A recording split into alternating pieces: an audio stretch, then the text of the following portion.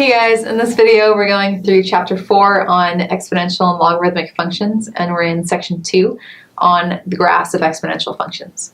And we're working on number 28, which says graph the transformation of f of x equals 2 to the x.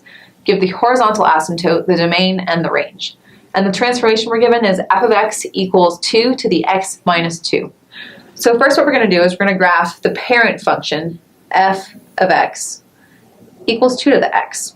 How are we going to do that? I'm going to create a coordinate table. We've got x's and y's, plug in -1, 0, and 1. 2 to the negative first is 1/2. 2 to the 0 is 1. And 2 to the first is 2. So we go to our graph. We've got -1, 1, and 0. At 0, we're at 1. At -1, we're at 1/2. And at 1, we're at 2.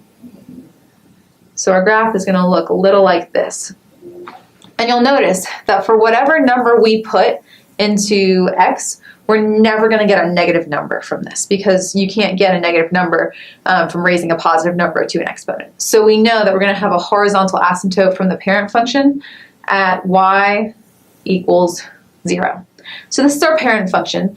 Now we have our transformation function, which is f of x equals x minus 2. We can graph it the same way with a table, but the shortcut is to know that whenever we have something added or subtracted to our x in the exponent of an exponential function, that's going to cause a shift in our graph either to the left or to the right.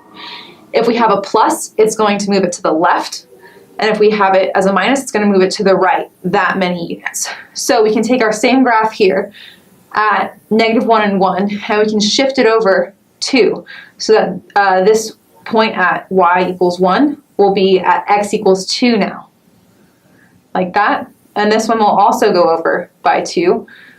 So we'll have at 3 we'll have 2, and here we'll be at 1/2. And we simply connect it.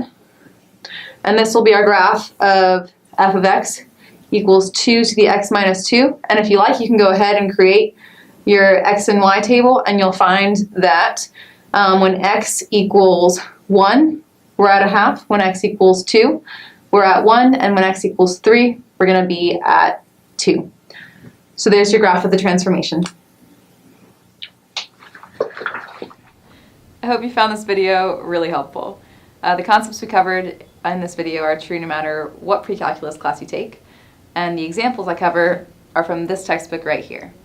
And remember, if you're a Baylor student currently enrolled, there is free tutoring on the first floor of Sidrich. You can create a one-on-one appointment online or drop in anytime during our business hours. Please visit our website, www.baylor.edu/tutoring, for more details. Sic 'em Bears.